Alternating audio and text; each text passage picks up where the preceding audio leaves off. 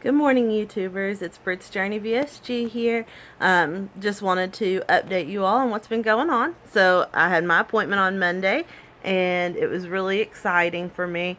I was really not nervous going in, but just kind of like uncertain because you don't know what to expect with that first appointment. Every surgeon is different, and they want to talk about different things. So I came in. First of all, I waited about an hour in the waiting room. So it took a while, but I know that it takes a while to meet with the people after my experience. So, I was patient about it. I'd waited that long already. Why not wait a little bit longer? Um, so I came in, and the first thing was that they did my height and weight, ran the analysis. They print out this little sheet that it actually prints out kind of like a receipt. Looks like this. So this gives you the details of your BMI, your body mass analysis, your fat percentages, things like that. And it gives you an idea of where you're starting, where your goals can be, and what your expected caloric intake is going to be. So they did that, and then sent me to the room to wait for Dr. Nwanguma, which is my surgeon. And so I went in, and he was so nice. I was really impressed because a lot of doctors just kind of go room to room, 5 minutes in and out.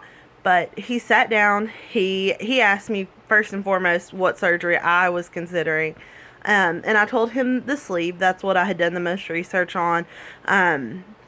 And felt that I would get the best results from versus gastric bypass and the concern for really rebounding, And I know you can rebound with any of the surgeries, but that one in particular scares me because I've seen it firsthand what it can do.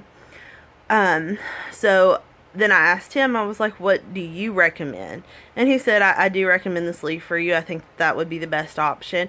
It's a little less invasive also, and why do gastric bypass, which is a little bit more invasive, when you can do the sleeve and get very similar results?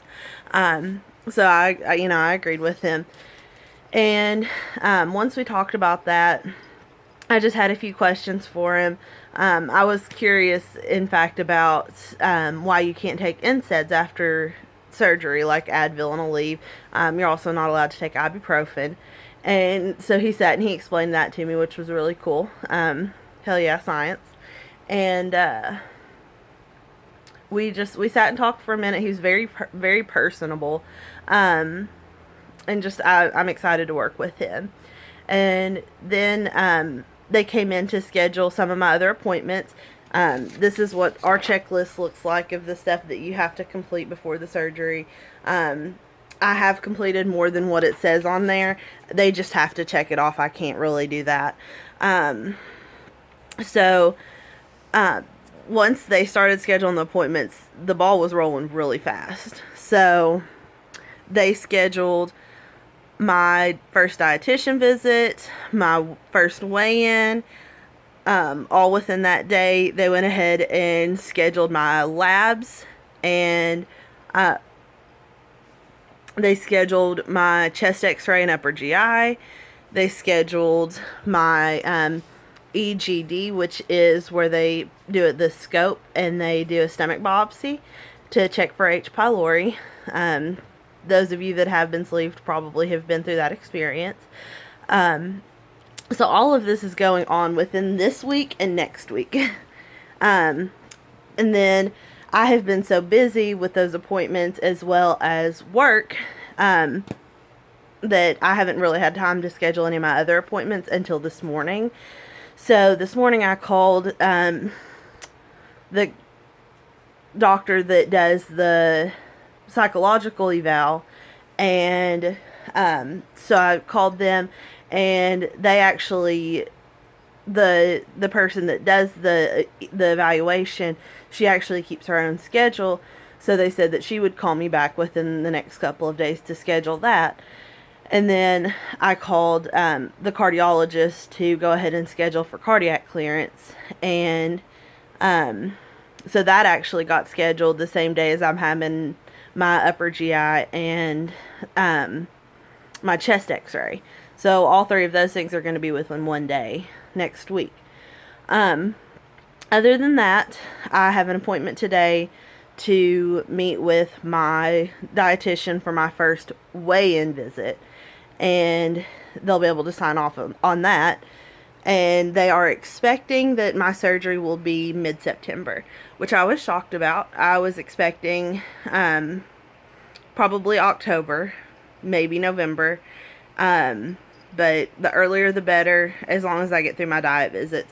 I personally believe that the diet visits are going to be really worthwhile for me, just because you really do have to get into the mentality of this surgery. It's not just the physical change. You know, you can't take a magic pill, or you can't have the surgery and then expect to lose the weight and keep it off if your mentality doesn't change.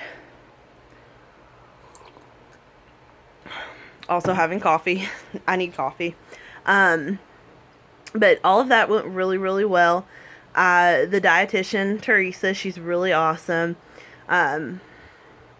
She told me what I needed to start doing right now, which is 700 calories per meal, for a total of 2,100 calories a day. She really doesn't want snacking to go on. But I asked her, I said, you know, it's hard for me with my work schedule, because I'm up and going, you know, not to have at least something to snack on at least once during the day. She said, well, if you have to snack on food, which is a very valid point. Don't snack on something processed. If you have to rip the package open, it's probably not good. So she said things like cheese is okay. I would probably just snack on like berries or something. I really like fruit, so or even carrots, stuff like that. So I'm really excited to get the diet process started. It's going to be hard, especially getting rid of Dr. Pepper. That's really my major vice, which I really haven't drank one this week, but I have had other soda. So that's something that I'm really going to have to work on personally. And I know that I'm not going to change overnight, and I'm not going to be, boom, I'm on this lifestyle change immediately. But I'm trying to take out little things at a time, and hopefully see the results from there. Other than that, I will leave you with this bit of information, and I will update you more next week after I have some of my other doctor's appointments. Bye.